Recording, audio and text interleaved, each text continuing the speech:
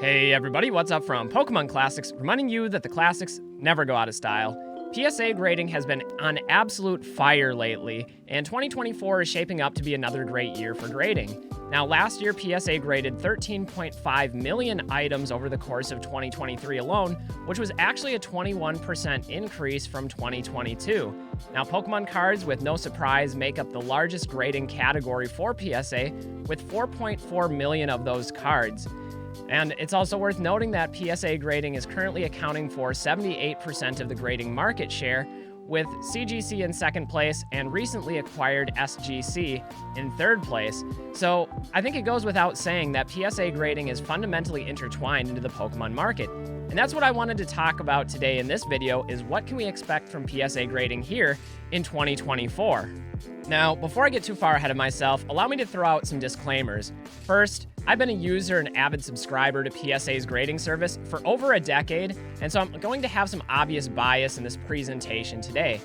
Having said that, I think it's also worth acknowledging that PSA is not infallible. No grading system is, and there's always going to be certain situations of grading inconsistencies or damage while processing and handling cards. That probably goes without saying with any grading company, but that is a valid criticism that PSA has faced. But I do think those situations are really more of the exception rather than the rule, especially when you're handling the sheer volume of cards that PSA does on any given day, any given month, or any given year. With last year alone handling 13.5 million cards, that's just going to happen from time to time. That's the unfortunate reality. Finally, I think it's worth acknowledging that PSA grading, like any grading service, is operated by humans, and there's always going to be some human subjectivity and chance for human error. So again, I'm not presenting PSA as the de facto, above all, best option out there, an infallible solution, because it's not, but it is my personal favorite, and I think PSA is doing a lot of things really well, especially going into 2024. And that's what we're going to talk about today, is I want to take a look back at the past, the present, and the future, and explain why PSA is absolutely crushing it. To begin with, I wanted to take you back to February of 2021 when Nat Turner led an investment group to purchase Collectors Universe, the parent company of PSA Grading. Now, originally this purchase was negotiated in November of 2020, and it was by an investment group called D1 Capital Partners, who originally agreed to buy the company Collectors Universe for $700 million. Now, this was during the pandemic hype when everything was going crazy in the collectibles market, and as a result, PSA was under a lot of strain with significant orders and submissions that were completely unprecedented. In fact, one of the very first actions that Nat Turner took as CEO was to shut down PSA grading services from taking in new submissions. This was a really controversial piece of news at the time, and at one point, PSA's backlog of cards had totaled over 12 million cards deep. So in March of 2021, PSA officially closed its doors for new submissions. Now, during this closure and the first couple years of new ownership, Nat Turner's goal was twofold. First, tackle the 12 million card backlog, but secondly, modernize the grading experience and bring it up to date with the 21st century. It took about 15 months in total before PSA fully opened all of its grading service levels, but it did gradually reintroduce some over that time. And by June of 2022, PSA grading was operating at peak capacity with all the different service levels fully restored. Personally, I remember being pretty frustrated by the lack of submissions being brought in, the long wait times, as well as the higher prices for those gradually reintroduced service levels. But looking back in retrospect, I think that was actually the right business decision at the time. And as 2023 and 2024 would show, we did get that gradual return to normalcy, and I think things are in a much healthier place now. In fact, at the start of 2023, PSA had all of its various grading tiers available, including a bulk service level available to Collector Club members for $19 a card. Now, that was substantially higher than it was prior to the pandemic, but that was a more reasonable price than the $30 or $50 that were being asked for immediately following the closure. We also had a value service at $25 and then a value plus service at $40. So again, that sense of normalcy slowly returning. And as of today, PSA's prices have been further adjusted with a new bulk service level available to Collectors Club members at $15 a card, which seems a lot more reasonable than the $19. Now, there is still a $19 value level, and that is also only available to Collectors Club members. And then finally, a $40 value plus level, which is similar to what it was in 2023. Still, it seems that there is some effort by PSA to try to meet the market in this new paradigm that we're seeing here in 2024. But it hasn't just been about tackling the backlog and bringing price levels back to normal. PSA has also made critical investments to their physical infrastructure. In fact, in March of 2022, they expanded their office space into New Jersey, accommodating 130,000 additional square feet for processing and handling grading orders. Now, I know this facility is particularly important in TCGs, handling a lot of the Pokemon orders specifically, and rapidly speeding up the service times and the turnaround times that we were used to seeing post-pandemic. They've also operated and opened a new facility in Japan, which originally was opened as a satellite location in 2018, but has recently expanded into grading and encapsulating cards in July of 2023. So another international expansion there of the PSA grading company. I mentioned this earlier in the video, but PSA has accounted for 13.5 million items graded in 2023, and I think a large reason for that is these investments into new physical infrastructure, as well as the employees to help handle the sheer volume of cards that they're being submitted. And now in most recent news, PSA Collectors Universe has made another major announcement on February 28th with the purchase of rival grading company SGC.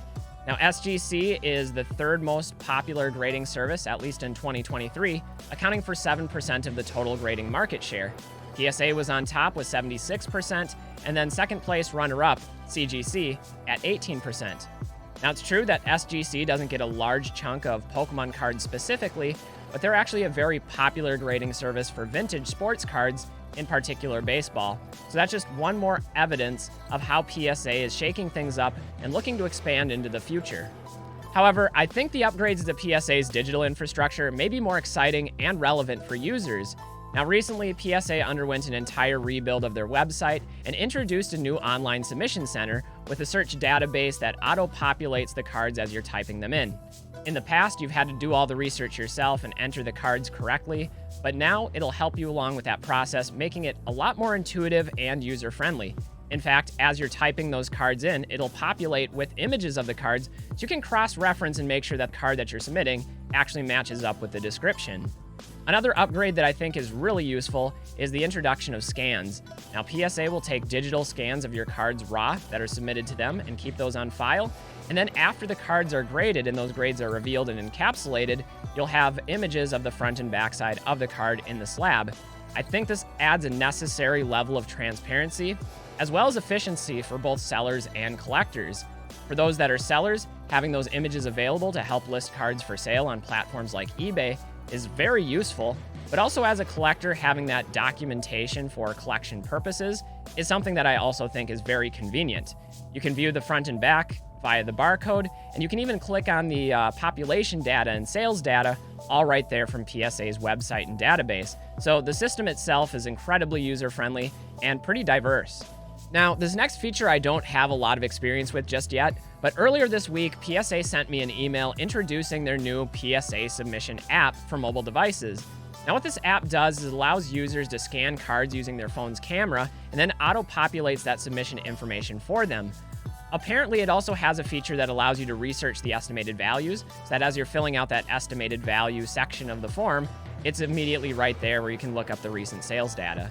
I think this is really helpful, especially to new users that perhaps have never completed one of these submission forms before, or perhaps for those that are doing bulk orders as they're processing through and sorting a bunch of cards. You can just instantly scan them and kind of optimize the process in that way.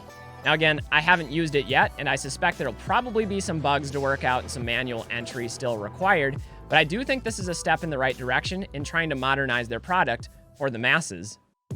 Finally, let's talk about how PSA has pivoted from primarily appealing to sports card collectors to also including and emphasizing TCG collectors. Now, one of the ways that they've done this is through the expansion of their set registry and also offering awards for it.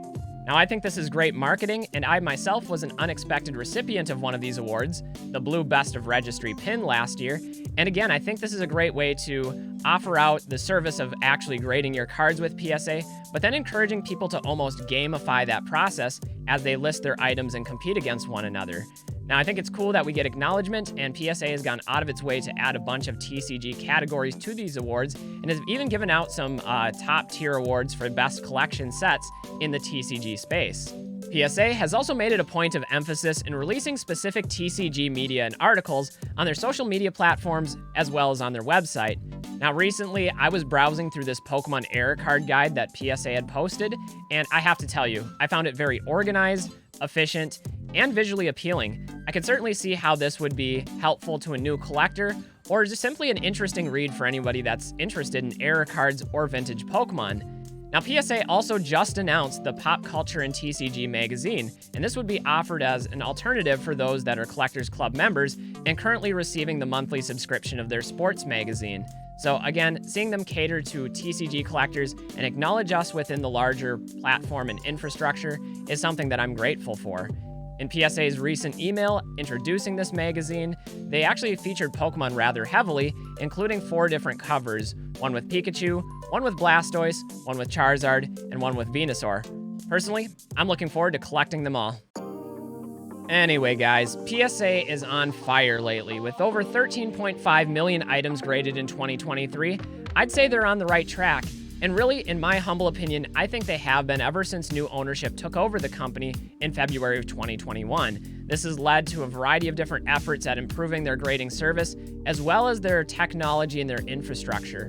Whether it was adding new offices in New Jersey and in Japan, hiring additional employees to tackle the backlog, or introducing some of these new features like their online submission center, their card scanning, or the mobile app. Of course, no grading company is infallible, and PSA certainly isn't either. There will always be some grading inconsistencies, as well as situations of lost or damaged items while in transit or actually in the process of being graded. That's just the inevitability of grading and handling cards. But anyway, overall, I'm impressed with what PSA is doing, especially over the last few years, and how it's been taking strategic steps consistently to try to make a better service and a better product for everybody out there. Anyway, guys, that's going to wrap it up for this one. Let me know your thoughts about PSA grading down in the comments below. Do you grade cards, and what do you think of these recent PSA improvements? Anyway, I'm Pokemon Classics, reminding you that the classics never go out of style. We'll see y'all with the next one. Until then, remember to have fun. This is collecting. That's what we're doing here. We'll see y'all with the next video. Bye, everybody.